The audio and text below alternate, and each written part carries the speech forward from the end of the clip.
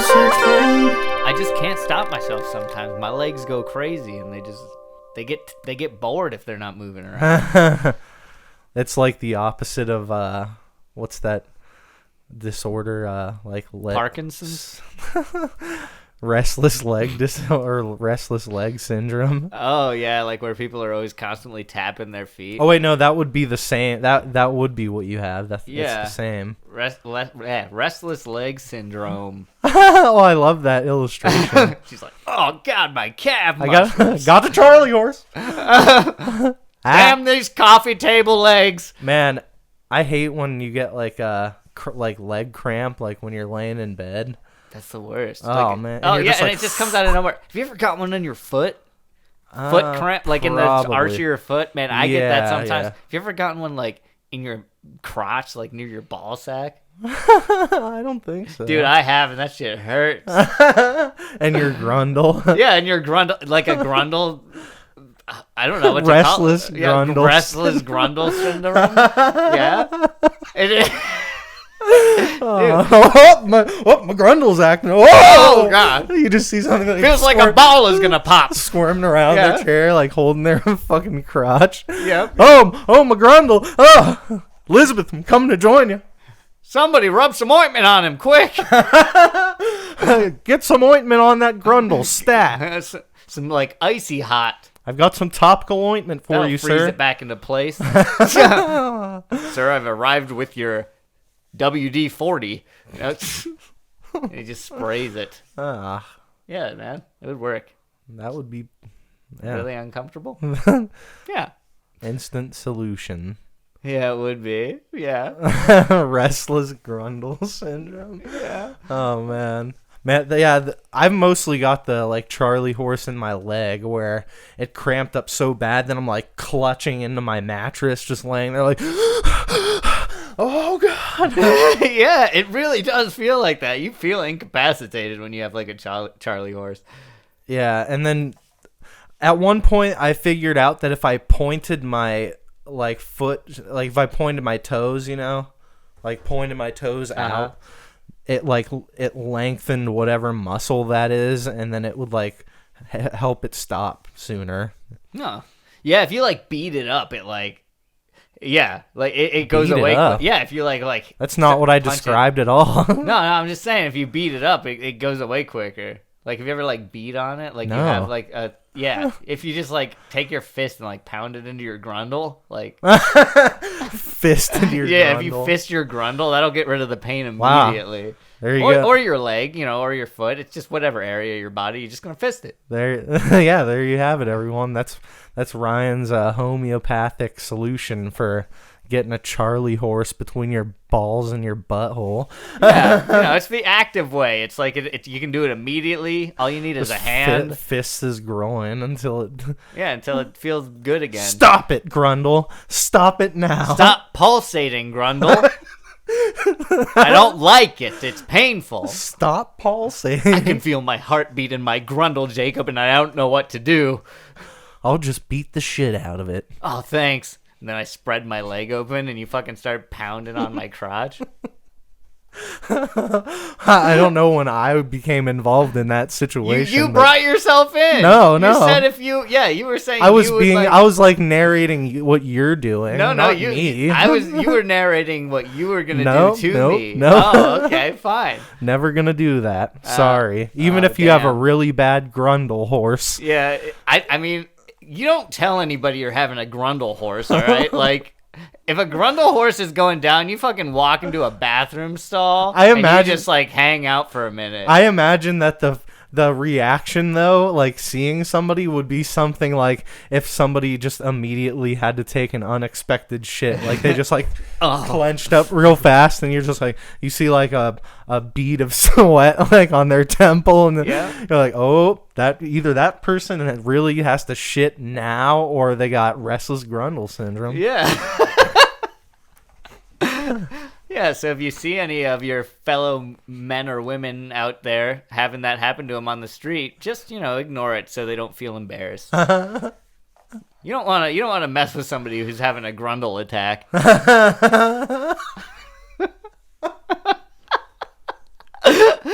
Oh man, Grundle attack. Yeah, yeah. That could be like that'd be like a good like heavy metal song. Grundle attack. Oh, it's like the softer version of anal. You know that band? Yeah. Yeah. I forgot about that. And just hearing the name, it's like, oh wow, yeah, that's always a good one. Yeah, that when band. you see like somebody with like a shredded up denim jacket and they have a giant patch on the back of it that just says anal, you're like, wow, way to be a good example for any strangers, kids wandering around the mall or at a concert. They're literally the degenerates of music. That band specifically? Yeah. Yes, anal. Or any of the people that wear their merchandise. Oh, the whole lot of them. No, actually, it's fine. I mean, I knew some people in high school that listened to them, but did they listen to them just because the name was so offensive? I honestly think they just listened to them so that they could tell people that they listened to them because of the name. Yeah. Is it like... They were like, oh, what music are you listening to? It's like, anal It's like, dang, these guys sound like a bunch of bros. Yeah. Yeah, that's how it would go down here in 2020. The new slang. Just a bunch of bros. Yeah, totally. Oh, Anderson's having a Grundle attack in the corner.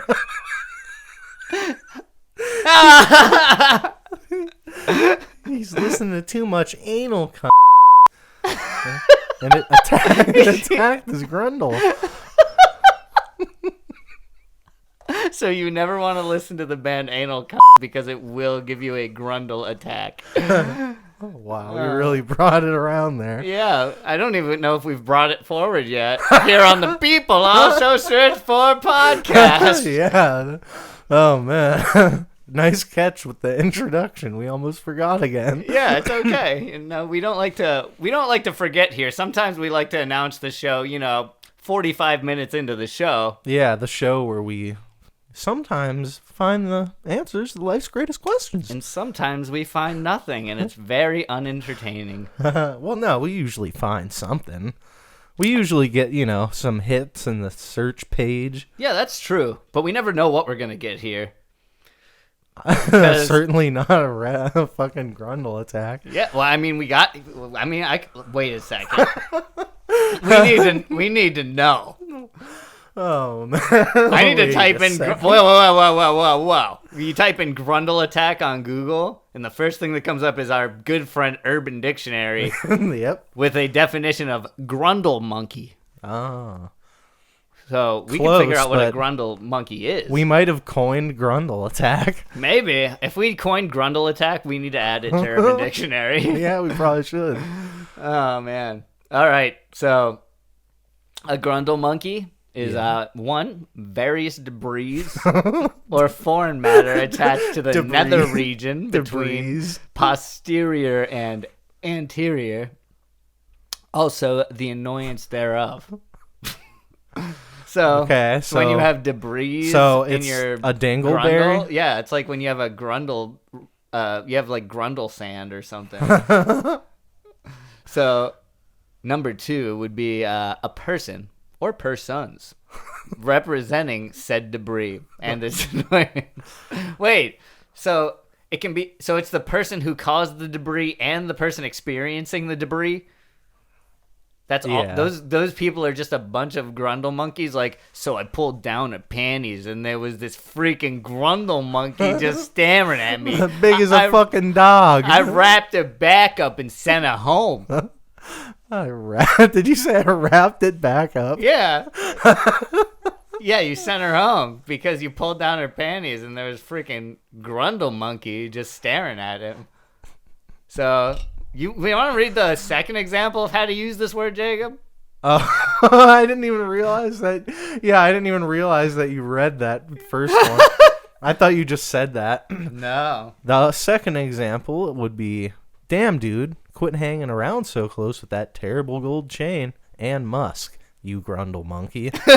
So that's like using it as an insult. Yeah, that one. I don't like that one. I like that first one a little better. It's probably safe to say that you shouldn't use that word. Probably. And I don't usually go down to, the second thing we get on Google search as the Another Urban Dictionary. which is it's our good friend Urban Dictionary again with the Grundle bomber.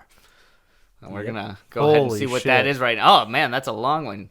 You want to get in on this action? Okay. The act of landing an extremely devastating martial arts blow to another person's grundle through one of several methods.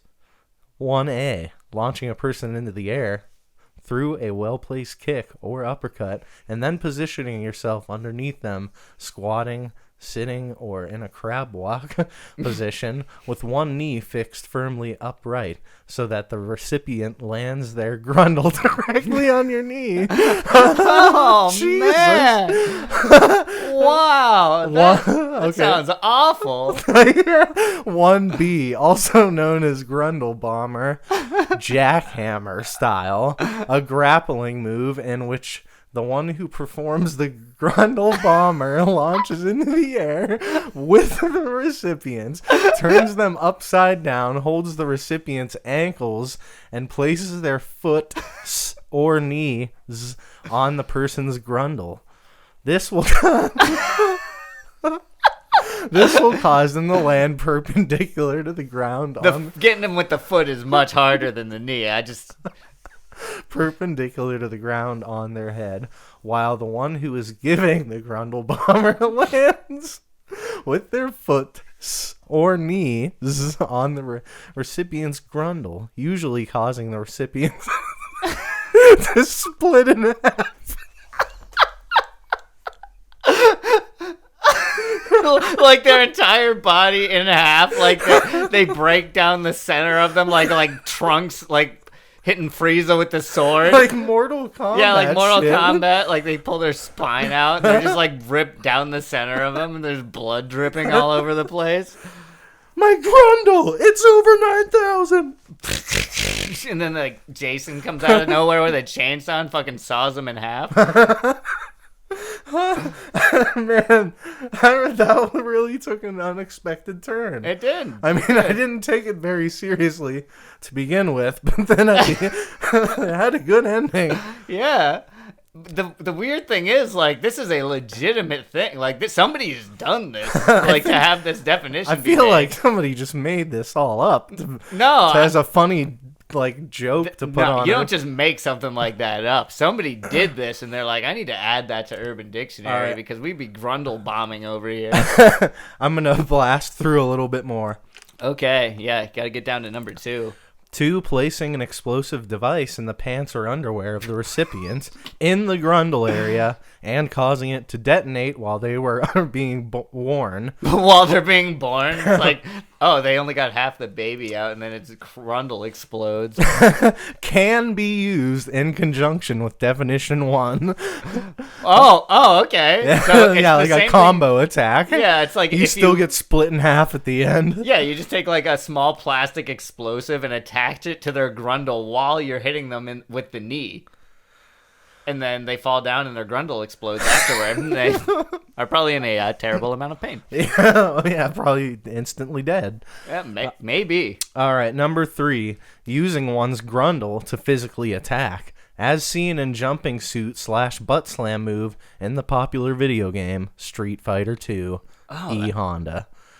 Yeah, okay. I figured this had to be like some video game shit. Okay, when referring to the action or person performing the action, it is still referred to as Grundle Bomber. The suffix is only removed when the tense is changed. Wow, and we got some examples over here. Well, I'll be John. I'll be Declan. Dude, I just got Grundle bombed. Who gave you the Grundle Bomber?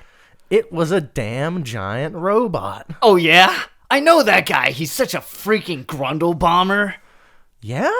Tell me about it. He would give his grandmother a Grundle Bomber if he wanted to. He doesn't even care.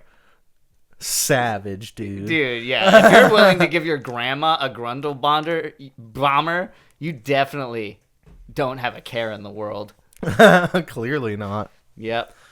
Wow, good definitions here. Yeah, we really went into a grundle rabbit hole, if you will, but that's not even today's topic of the podcast, Ryan. Yeah. You want to tell us what the podcast topic is, and I'll type it in the Google search bar. It's neon. Neon? The gas and or signage.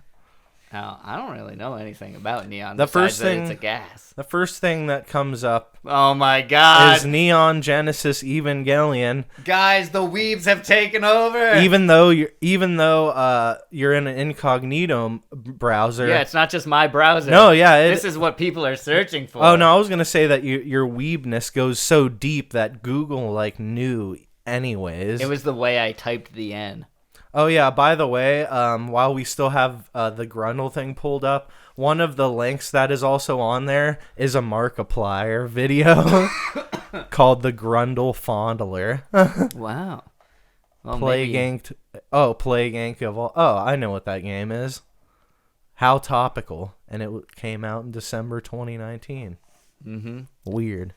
Well, Markiplier's a funny guy, and I mean, he probably says funny words sometimes. And when Grundle comes up, you just can't let it go. Like, I honestly, I've never seen one Markiplier video. He's okay. I'm not gonna lie. I mean, he's probably one of the most popular YouTubers of all time, but like, is he really? Yeah. Oh, for real? He's got like 20-something million subscribers. Oh, fuck. Holy shit, that's insane. Yeah, he's not a PewDiePie, but he's... Isn't he like Scottish or Irish or something?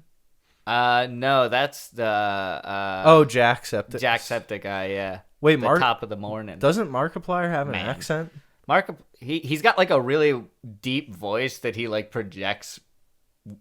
I don't know. Oh. His voice is definitely like deep and like manly. Not Barry White manly. We're going a few, like an octave above that, but... Yeah. He has got a good radio voice. Well, maybe I'll watch one of his videos one day. Maybe even the Grundle Fondler. Yeah. But that's for later. He is a funny man.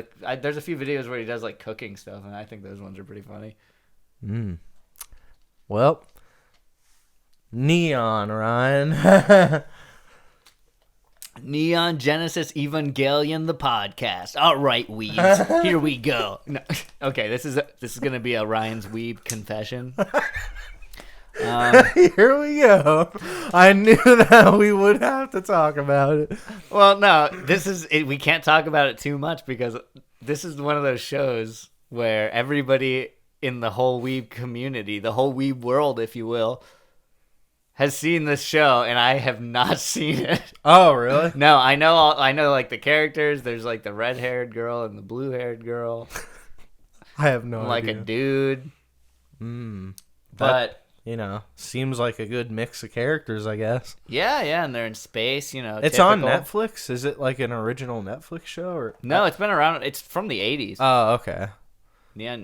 I mean, I may as well just because it's in the search bar. It says you can watch it on Netflix. Yeah, it came out in 1995. There you go, Ryan. You can watch it. Oh, man, yeah, they do look like 90s anime. Yeah, there's like the blue hair and the red hair girl, and then the dude that looks weird. like Tenchi Muyo, but like with fucking Dragon Ball Z armor. Like, see, I thought look like Dragon Ball Z armor.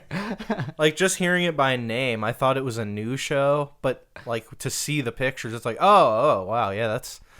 No, it's a classic. That's why it's considered one of the classics that like everybody like. It's got a 100% on Rotten Tomatoes. Well, maybe I'll watch that tonight after Markiplier's Grundle Fondler. Dude, if you watch that, I have to watch that because I cannot be the weeb of the show without like if you've seen Neon Genesis and I haven't, then I'm not weeb enough to be the weeb master. So. Maybe I need to watch it too. You still will be. If this podcast is the thing that makes me finally break my streak of not seeing Neon Genesis Evangelion because you had to bring up Neon, I'm going to be like really upset. Yeah. It was a secret red herring topic that I did just to make you break down and watch the Disney movies version of the anime world. Yeah, kind of. You know what? I'm just probably going to do it. Yep. I think it's time. It's time, guys. It's time. Weebs unite. After if you haven't seen Neon Genesis Evangelion, after then you're gonna have to go watch that today. After 20 plus years of watching anime, Ryan's finally gonna watch for real. A seminal show that he could have watched when he started watching anime when it was new. Yeah, I actually don't know if I had even watched anime at 1995 because I was like 5 years old. I don't think I saw anything till I was like probably like 8 or 9. Yeah, I don't think I did either. Never saw an anime as a 5-year-old. Yeah, I do remember the first time I saw Yu Yu Hakusho, and it blew my freaking mind. But that's not what we're here to talk about today. That was enough weeb chat for the time. But we got to look up Neon. We got to look up what Neon is. I have seen neon signs all through the world, Ryan. Well, you have? Not all through the world personally, but I have seen neon all through the world part of the world that I live in. Yeah, I have everywhere. Too. I've seen it for like there's since I was a kid. Most businesses have a neon sign. Yeah, that even says the open. Grocery store has them. I mean, and it's not even they say open. Like some of them have like fancy ones where they say like beer or chips. Yeah, that is pretty fancy. Yeah, there was a liquor store that I used to work at where he had like the owner had a bunch of like neon signs like all over the walls, like different like collectible like alcohol retailer brands and whatnot. Yeah, and some of them right above the counter it was like anal but in neon. Oh man, was that the kind of joint you worked at? No. Oh, okay. It was definitely a much more humble place with little knickknacks and neon signs everywhere and gotcha. That's beer cute. Sign. Yeah. Kind of like a sports bar where they put all the like things on the wall, like the little bit, and, but TVs. Little bit, but it's not really any sports memorabilia. More like a Cracker Barrel, I guess. Oh, okay. Just kind of like kitschy. Was there a gift shop on the way out? No. Oh, damn. But there was a restaurant attached to it, and did they have delicious biscuits and gravy there? No. Oh, okay. Well, they had delicious other things, but not biscuits and gravy, and it definitely was nothing like the actual environment of Cracker Barrel. But anyways, okay. Anyway, yeah, they did have a lot of neon signs, and those things aren't cheap. I do have a little like neon thing, and it's just like a clock with like a little bit of neon around it. But if you get like a professional like sign made, like a neon sign made, it's fucking expensive. Yeah. Like go in the shop and you already typed in what is neon, so you can read over there. Neon is a chemical element with the symbol Ne and the atomic number 10. Oh, number 10. It is a noble gas. Neon. Oh man, it's a noble. It's wearing like a little crown and like a little robe there. That's pretty cute. All right, neon is a colorless, odorless, inert, monatomic gas under standard conditions with about 2/3 the density of air. Ooh, lighter than air. Wow, I love chemistry and science. I'm just gosh awful at it though. Okay, so we now know what neon is. And then there's one people also ask, where is neon found? Oh, yeah, like where do you get it from? Is it just in the air and they capture it with a butterfly net? It is a butterfly net. Yeah, they're just like, oh, there's some neon in there. Yeah. They go over to like the Northern Lights and they're like, oh, you think we can catch this with this net, guys? And they climb up a big ladder to the sky and like fucking wave their butterfly nets at the Northern Lights. They come out of the hindquarters of lightning bugs. Oh. Whoa. They have tiny little milking machines. Oh, ew, God. They're like going over a conveyor belt and there's little hands like they're facing up with their udders. Yeah, it would be like a fucking like Looney Tunes cartoon where they're like they're putting their giant like udder like fucking butts up in the air and there's like little hands like squirting the neon out of them into a big pouch for storage. Okay, but for real, it is found in very small it is found in very small traces in both the Earth's atmosphere and the Earth's crust. It can be produced commercially from liquid air through a process called fractional distillation. Neon is a much more common element in stars and is the 5th most abundant element in the universe. If it's the 5th most abundant element, why the heck is it so expensive? I don't know why, but that like paragraph was like trippy to me. Yeah. That's like, oh man. It can be produced commercially from liquid air. What the fuck? What is liquid? Well, yeah, it would just be the elements of air, but Through in a form. process called fractional distillation. What the fuck? That sounds like a sci-fi movie. Yeah, but I mean, neon is like something that you see in a lot of sci-fi, so it's like makes sense. And this is from this chemistry for kids elements neon. Oh, there's so many ducks at the top of the page. Duckster's education site, ducksters.com. And this is where that's the paragraph that I just read. How was it discovered? Neon was discovered by British chemist Sir William Ramsay and Morris W. Travers in 1898. They warmed liquefied air and captured the gases that came off it as it boiled. They discovered 3 new elements, including krypton, neon, and xenon. Neon was the 2nd element they discovered. Whoa. How the heck did they get liquefied air, though? I don't know. To, heat. I'm kind of interested. What the hell is liquid air? I need to know now. Can you drink it?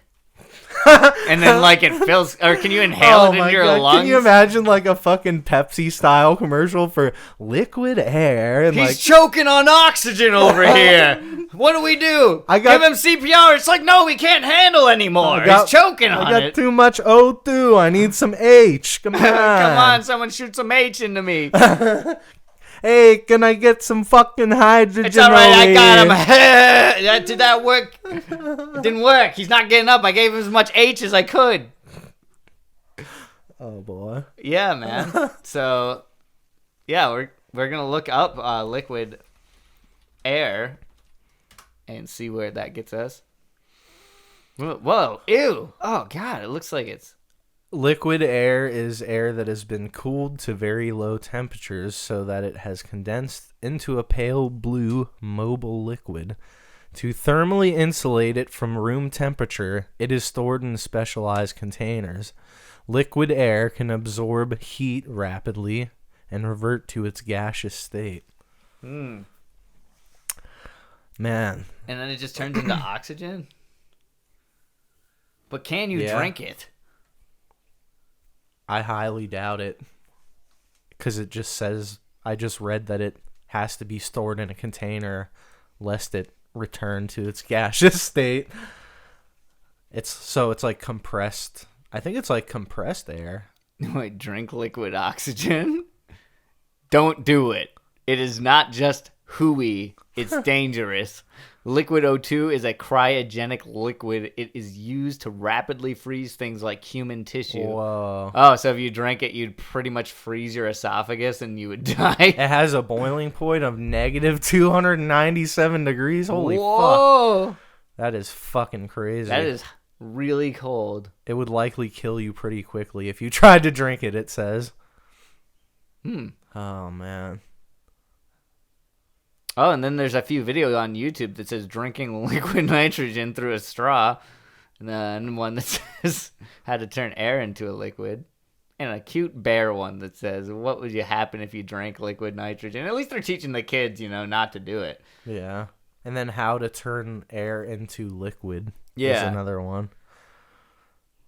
I don't think I want to know, because then it'll kill me. It's like, it's funny how you could take something that we breathe in every day, but then you suddenly turn it into a liquid and it's dangerous. It's bullshit. It's covering my entire body right now, and I got to be scared of it when it's a liquid, just because it's condensed. Yep, that's exactly. It's like burning a hole through your fucking arm. That kind of reminds me though of like, isn't that kind of like what compressed air is, like that you spray off your keyboard? Oh yeah, because it gets really cold when you spray it. Like well, yeah, fan does. if you hold it upside down, it'll like you can freeze shit with it. Yeah, that's why people do whippets and they fucking freeze the inside of their brain and. Yeah, well, I think it's their lungs collapse or something if they do it the wrong way or something. Oh. I heard that if you do that, like you can randomly die at any time from doing that. Like I heard like basically what? So every time you do it is a gamble. It's like playing Russian roulette. You can die any time from doing. That's what I heard, because I heard that it can like collapse your lungs or some shit. I don't think it would necessarily happen to just anyone, but I heard that, you know, there's no way to know if it will like kill you, but it can. Well, that's something Shit's probably not worth it. Kids, don't do inhalants. That's like one of the stupidest things you could do to your body and mind, like in the world. There's other things that are less stupid, but still stupid. You know, still fun, but yeah, they're a little less dangerous. So stick to those ones. Well, people do that like nitrous and stuff, like because it's like cheap. And it's like, you know what? Just save up for another week and you know, go get a little bag of weed or something. Like, don't be doing inhalants. That's everything is better with a bag of weed. Isn't that fun? Is that from Family Guy, yeah. Oh man, what a there's terrible. Like a whole episode yeah, there's a whole song, and that is a terrible part. Brian Griffin song. Oh man, that's such a dumb. Oh god. It's when Brian became a stoner. I used to be really into Family Guy, dude, but like I think a lot of people. a lot of people our age were into Family Guy at some point. I had like Family Guy T-shirts, man, that I wore to high school. Ooh, damn. Now I mostly had like music T-shirts, but I did watch Family Guy, and I did have like the first couple seasons on DVD when I was like 13. Yeah. That was back when I bought DVDs too, and I had like definitely the first couple seasons. And I rented Family Guy from Blockbuster, showing my age. Oh, Blockbuster. Yeah. Or another big one like in Ohio is Family Video. Family Video, right? I think aren't all video stores like gone now? Like there's a few that are like struggling to that are like just still around, and every single one that's still around is also a pizza place. Oh, like it has like a Marco's Pizza attached to it. Yeah, it's always no, it's not even attached. Like they are a pizza place. Like that's how they stay in business. Oh, like, really? It's like I swear, like they have like dinner and a movie type thing. So you get the movie and you get like pizza, and then you. If there's one thing that you could be nostalgic about at our age, it's definitely like the feeling of being at like in the 90s or early 2000s and going to the video store, and that's like one of the highlights of your week. Man, I rented Sega Genesis games, dude, at the video store. Like I saw every box. Like I saw every box evolution from like Super Nintendo all the way up to like. Oh man, the PS2 at the Blockbuster. I remember when I was a little kid going to Blockbuster, and they had like a kiosk where you could print out your fucking Pokemon Snap pictures. That's awesome. As little sticker, like as a little like film strip of stickers. That's how you can tell Pokemon Snap was influential. That was like prime time Pokemon popularity. Yeah, I just like went to the store and printed out real stickers that I could like put on my like Pokemon card like binder and shit, and I just fucking busted. Freaking Weeb. Dude, there's definitely pictures of me with like the fake Pokédex when I'm like 11 years old, and like I don't know, like my binder and like, oh man, just really embarrassing shit. Oh yeah, well, or like have all my good Pokemon cards spread out across the whole entire coffee table. Yeah, like look at my collection. It's so freaking cool. Oh my god, I can't even. I had that with like Yu-Gi-Oh cards. It's like anybody who had the Exodia cards was like, oh, I'm gonna take a picture of this and put it on my MySpace. MySpace. Yeah, I didn't. Throwing back, this is like we've gone from like 1995 like to like 2007 at this point, like in this time span we were just talking about. That was a jump, man. Yeah. So I do kind of miss video stores. And, me too. Like, you know, you can just browse along and find random movies that you never saw before.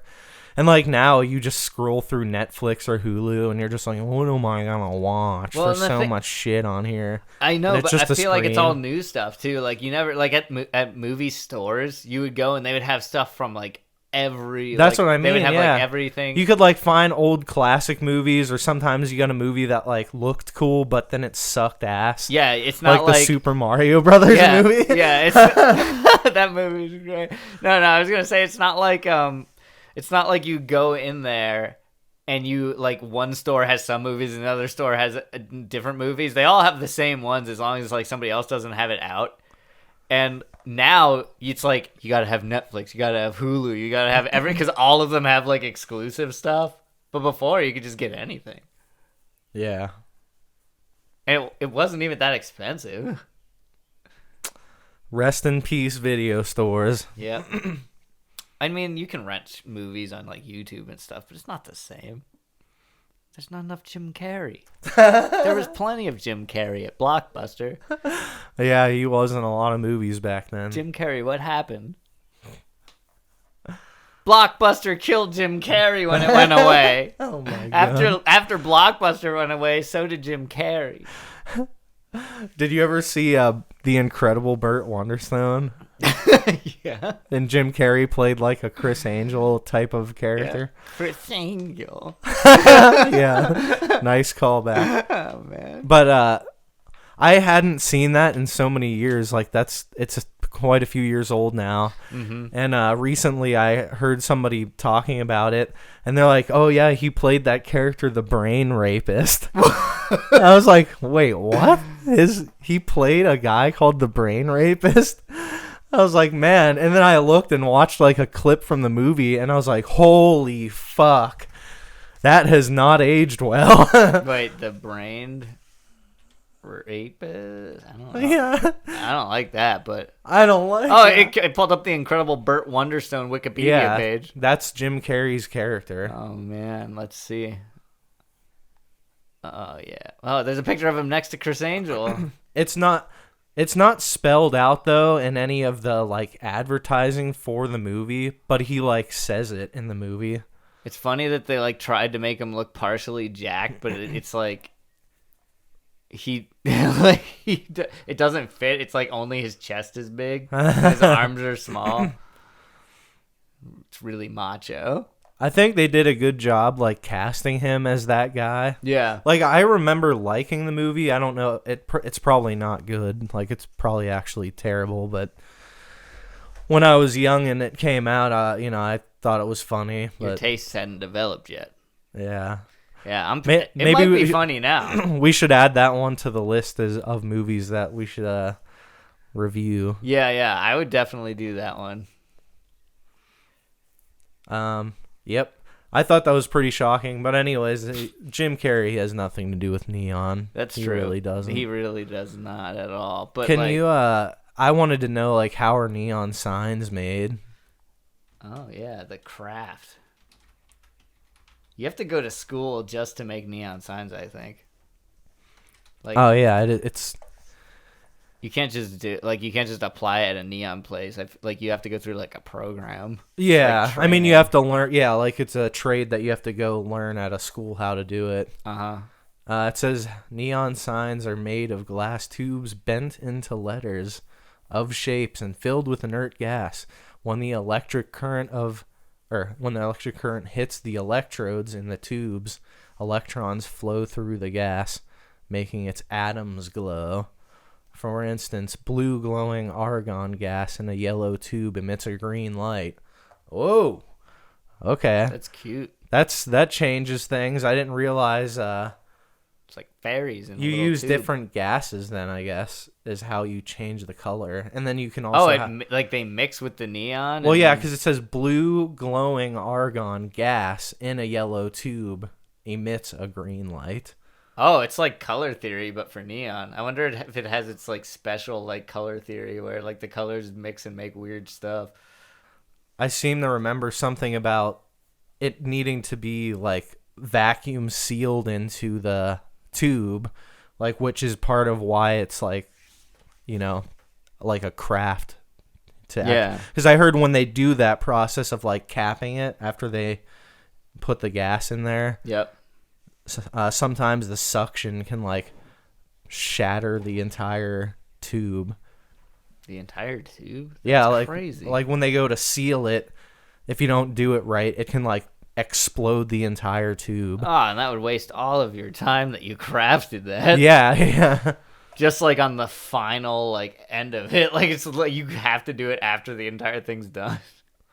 And the thing that I read was bright. It's from brightneonsigns.com. Oh. How neon signs are made. Okay. Do you want to read some? Sure, yeah. Lead glass is the most commonly used material in making a neon sign.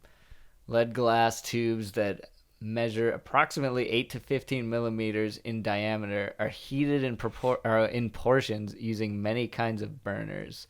These burners are chosen depending on the number of glasses to be heated for each mixture. The burners have ribbon? Oh, well, I was thinking like a little ribbon tied to them, and I was like, that seems like a fire hazard. You don't want a fire hazard up in the lab. Fire hazard. Fire hazard? I feel like that's something that can only happen in my mind. Well, yeah. And it did. Oh, yeah. Here on the People Also Search For a Podcast. Yeah, where we talk about neon.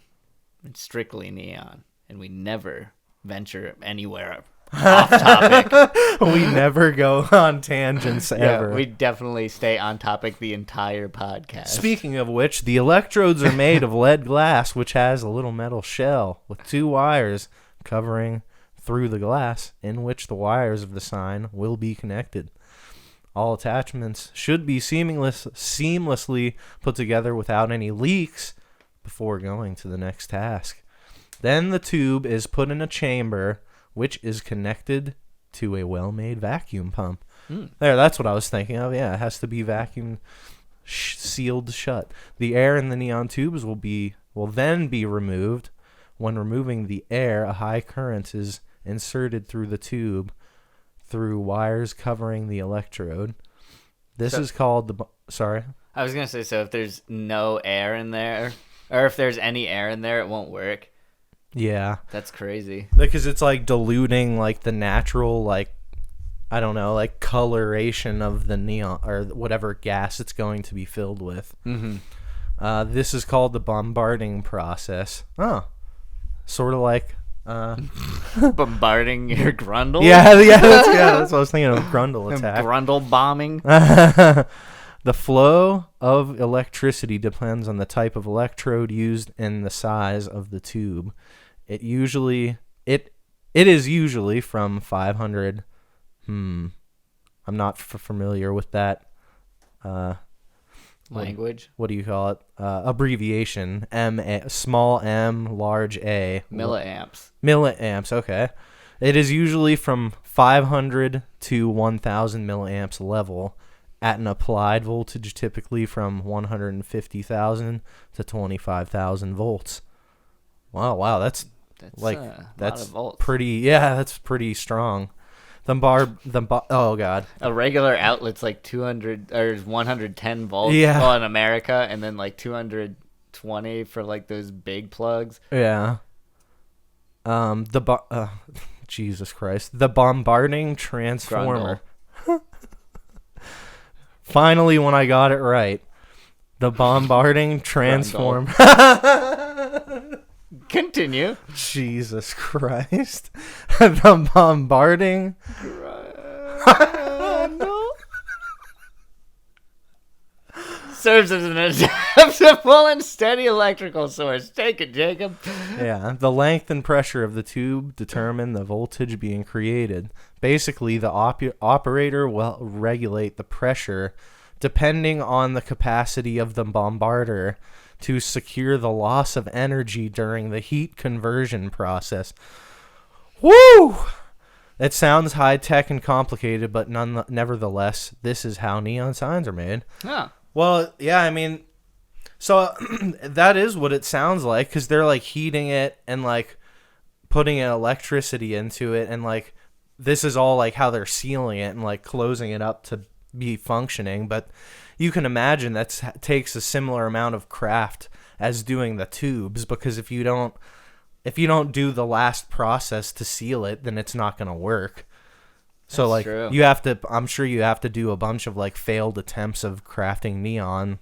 Maybe that's why it's so expensive, because like it's so hard to do, and like if they have to take into account them screwing some up and wasting the like materials. Well, and the thing is, like, most neon signs are one continuous line, or they try to use as few lines as possible, because man. every time they have to have a different section that's like its own independent area of a neon tube. So then there's, you're talking about 5, 6, 7, 8 different tubes that each have their own like power, supply point. Neon sign company employees must be able to like write the word open in their sleep, because like every neon sign you see everywhere just says open. Like how sick are they of making that open sign? Yeah, that's true.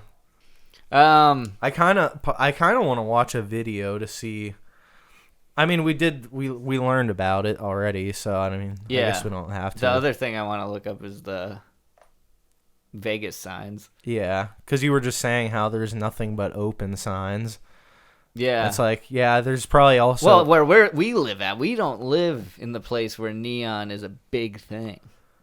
I'm sure there's plenty of like custom neon signs in any city. Like, I'm sure if you go downtown here in Cincinnati, you can find neon signs that are interesting, but not anywhere near as many. Like, think about Tokyo too. They have a shit ton of neon and LEDs and just lights everywhere. I've never been there, but I want to go. I want to go so bad too. Every time I think about Japan, I'm just like, fuck, I want to go. That's the place for me. I want to. Well, maybe not. I can almost guarantee you it is not the place for me, because I've spent 30 years living in the United States of America, so I don't think I would fit in very well in Japan, but no. I am dying to visit, And every time I hear stories of somebody that like goes to visit Japan, they like never stop talking, like, and then they just want to keep going back to Japan. I'm like, oh man, I want that. Yeah, it's gonna happen, man. I'm gonna make it happen. I'm gonna fucking go. We're gonna make it happen. You're gonna freaking go. We're going to go at some point. Yeah. So everyone, if you want us to go to Japan, be sure to hit that like and subscribe button for us. Yeah. That'll really help us make a lot of money so that we can afford to go to Japan. And that's on YouTube, of course. Otherwise, say hi on Facebook or whatever. But right now, we're going to check out some cool, unique signs. And for all you YouTube listeners of the podcast, you can see it too. All the beautiful lights of Vegas.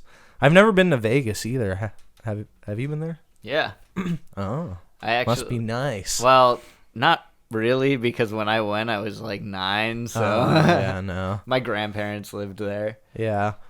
Vegas we can do after Japan. That one's not as important. No. Vegas I feel like is like something you do for like your bachelor party, like before you get married. I feel like I would hate Vegas because like I'm not like a party scene type of person. You're not like a shooting the craps kind of guy. Like and alley. Well, that's another thing. I don't gamble either. I don't gamble, and I don't really like partying at clubs or anything.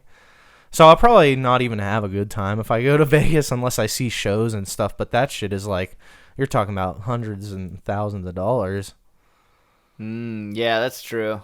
I'm actually not seeing that much about these neon signs. Go down for a sec. Yeah? There's a little bit more. Oh, yeah, you can check that one out.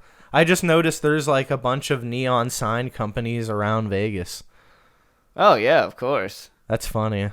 You got Thompson's, you got Paul's, you got Paul's again. Thompson's? Paul Signs number 3. Oh, Paul Signs is doing good because they've got 2 of the Google SEO results, and then Thompson Neon Signs Co. only has 1. So yeah, Paul's doing better than Thompson. I wonder how many people do neon. like in the country. Because I'm pretty sure you can get neon like in any state that you live in. Okay. How many people are neon craftsmen? Craftsmen and craftswomen, Ryan. Yeah. Try to be inclusive. I'm sorry. 2020, Mr. Man. We gotta be woke as hell! Oh, man, I'm not even getting the answer I need. Oh, really? How many people make neon for a living? Oh, how much do neon benders make? Neon benders. It's like their avatars. Avatar, the last neon bender. An entry-level neon tube bender, 1 to 3 years of experience, earns an average salary of $19,796. That's not that much. That's really not that much. Well, it looks like you make about 10 grand more a year if you're a senior level neon tube bender. Yeah. 8+ years of experience. 28,833, and after 8 years, that's It didn't. not yeah. that much. No, it's really not. Yeah, I mean, I don't know if you'd want to go to school for this. Because I can tell you one thing, school is going to cost you a lot more than I don't think you'd have $28,000, and that's only after. Yeah, I doubt you have to years. go to I don't think you have to go to an actual like university to do that. Like No. you probably just Some people go for like glass blowing though. Yeah. Oh, that's true. I mean, I feel I like wouldn't neon and glass is probably pretty similar. Well, when it comes to the glass part, because you're still forming a glass tube. That's true. Well, they don't really form the tube; they bend them into shape, like into different shapes. Yeah, that's a good point. I mean, it's kind of like, I feel like this is similar to the people who make like those custom like bongs and stuff. Yeah. Like they probably have like little conventions where all like the people that are like stoned who like looking at neon signs in the night are like, you know, they're out there, you know. I've seen some of those neon artworks by they're in like all the art history books. I think his name's Dan Flavin. He made he all did like lights in his artwork. That's pretty much all it was. I've seen some of those in person, and it's fun. I feel like it would be fun to make a neon sign. Yeah. But we could try one day. We could try. I've got fire. We've had it since we were cavemen. Yeah, we would just need the vacuum seal, and we would need something to produce 28,000 volts of electricity. Yeah, that's true. That might be a little difficult to find. Yeah. So there's like things that hold the neon on, like signs up, produce that many volts, like 12,000 volts. It said on the other website that's how much you have to use while you're like heat transferring it and like. Oh, okay. And sealing it. Okay, so you don't need that when you're powering it. No. Okay, that's good. I was like, how do they power that out of like an outlet? It's a big. I think they have big like 9-volt like DC. Adapters. Probably that they run off of. All right. But you wanted to see the Vegas neon signs? I did, and there was a website that's the top 10 best neon signs in Las Vegas.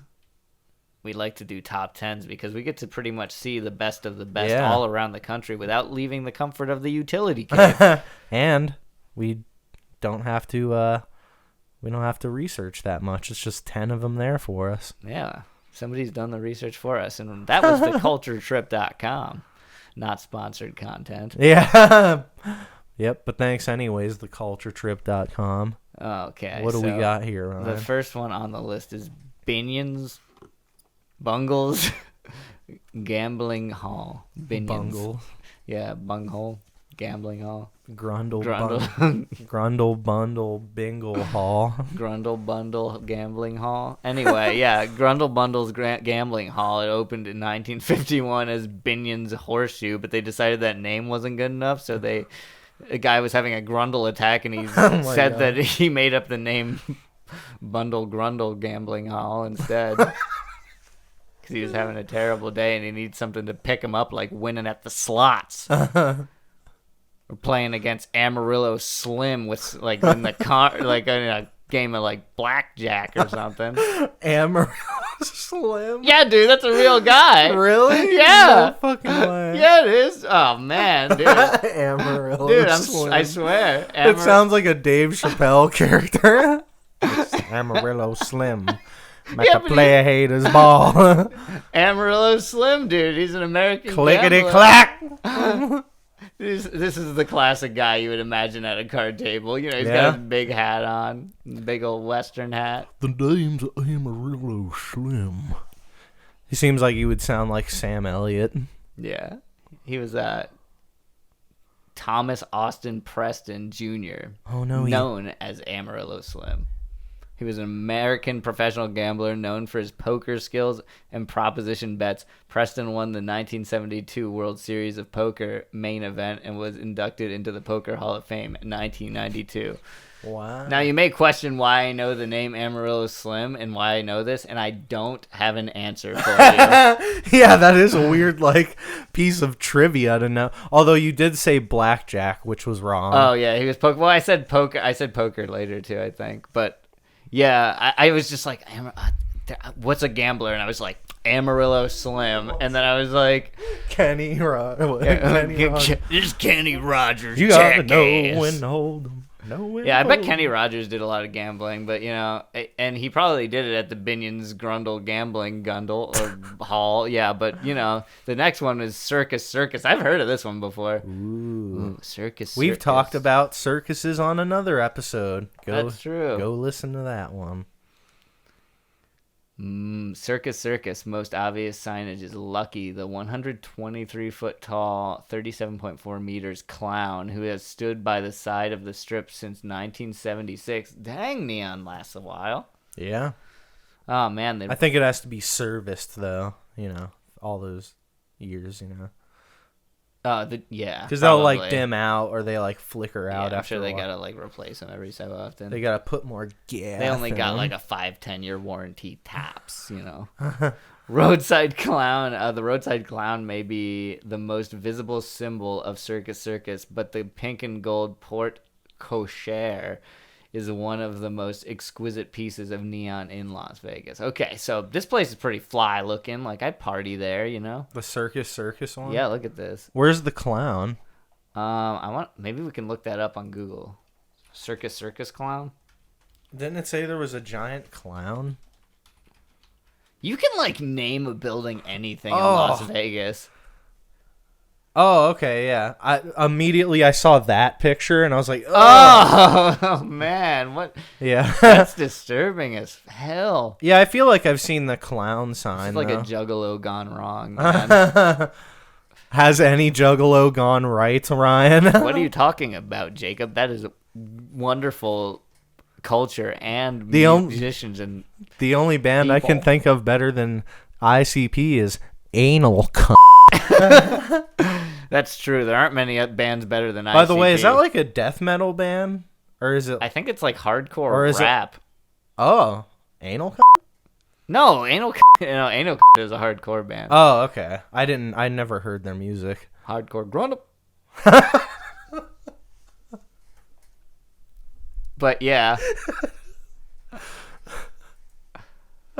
Oh my god. No, yeah, ICP, I actually have heard maybe one of their songs, and I was like, nope. I'm not really into them. I know somebody that likes them. All I know is they're famous. You're really holding back there. I'm not really into them. You're either into them or you're not into them. No, I'm not into them. I listened to them before, but I was just it's a pretty polarizing curious. band, dude.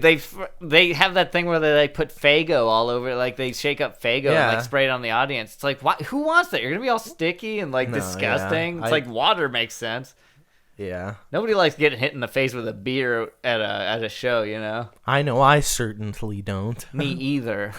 I think that we should all just hug and sit cross-legged on the floor and listen like children. You can. And then you're fucking sitting there cross-legged on the floor and anal comes out and everybody gets up and it's hopping in there. Oh, man. Yep. I feel like anal is really a Midwestern thing. I feel like that's probably not too far on the coasts. I mean, we also got mentions of like Amarillo Slim, so we should be okay. They have that makes it balance out. Yeah, that balances out. Amarillo Slim definitely balances out anal. So, anyway, I gotta go back to those 10 neon signs here because like. Okay, next is El Cortez Hotel sign, and this looks like something like it would be famous from like some kind of movie scene or something. Yeah. Like this looked very familiar. It's like reminiscent of like the like Casablanca type style of stuff. Yeah, like it looks like a Hollywood era type, like early Hollywood era type of sign. Yeah. The Flamingo in Las Vegas is the home to the next one. That doesn't look that cool. It's like a big blooming, it's a big blooming onion, like. Blooming onion. There's a nice blooming onion. You come down to the Flamingo, get you some. It'll be delicious. We're way better than the Outback. I'd actually love a blooming onion. Dude, right now. we should try and call Paul Hogan and see if he'll go with us to the Flamingo and get a blooming onion. That's not a blooming onion. This is a blooming onion. And we'll have to pay him to say that. Yeah. Oh, maybe we can. We get the blooming onion and we're like, you have to say it and send it back to the kitchen for a better blooming onion, like no matter what. Oh man. All right. Okay. What else do we got? We got the Golden Gate Hotel and Casino. Still, these are just a lot of lights. I'm not saying they're not uninteresting, but this one's a little more cool. The High Hat Regency Motel. It's got a little top hat. Yeah, that one's pretty dope. Yeah, it's small, but it's effective. The Holiday House and Holiday Motels. That just looks like an uninviting, like, you don't want to go to this hotel. It looks like you would encounter a clown in your room. You go to like get the little the ironing board out of the closet, and there's a clown in there, and it hands it to you. Yeah, like try sleeping after that. It's because all the letters of holiday are all different colors of the rainbow, so it's like, and it has a star over the eye. The Holiday Hotel and Motel, where clowns do the work and you get to just relax. Oh, God. Ronald McDonald is there. Yeah, you get in the elevator and there's a clown. I got a room temperature cheeseburger if you want. And then Ronald McDonald hand makes you a new cheeseburger that's personal and like has your name written on it in ketchup and like the little heart drawn. I would never eat that. Yeah, I wouldn't eat anything that was given to me at the Holiday Motel, but the next one's In-N-Out Burger. I guess the In-N-Out Burger in Vegas is like lit up in neon, like hardcore. Yeah, it is. It's got that big old arrow. We went to In-N-Out one time in Los Angeles. Yep. And it was fine. Yeah, I don't know why people like talk about it like it's a life-altering experience. I couldn't believe like how overhyped it was, and and it was packed to the gills in there. Like we barely could find us somewhere to sit down and eat. Yeah, and I'm not saying it was bad. It definitely wasn't bad, but it was just like bad. I would never choose that over just like a regular fast food like burger. If I was McDonald's, I'd probably go to before In-N-Out. Yeah, burger. if I was in LA, I'd be like, do I want In-N-Out or do I want to drive the extra 5 minutes and get Wendy's? You know, it'd be like definitely that Dave Big and Juicy up in your mouth. Dave Big and Juicy. Yeah, you're okay. Like In-N-Out doesn't have anything that's got anything on fucking Dave's Big and Juicy. Dave cooks a good burger, man. Yeah, fucking Dave. Yep. Get it, Dave. Paris, Las Vegas is getting it. Yeah, it looks like a hot air balloon or maybe like sort of a Fabergé egg type of design. This one, I really like this. Wait, the sign is modeled after the Montgolfier balloon, first passenger carrying balloon, which flew over Paris in 1783. Wow. So, wait, Paris had the first Montgolfier balloon? Or first passenger carrying balloon? Clearly. That's in awesome. 1783. Good job, Paris. Yeah, I've never been up in one, but I want to. They was flying in the 1700s. Yeah. We up high in the 1700s. We getting high in the 1700s. We in Paris in the 1700s and we're up in a hot air balloon. Yeah.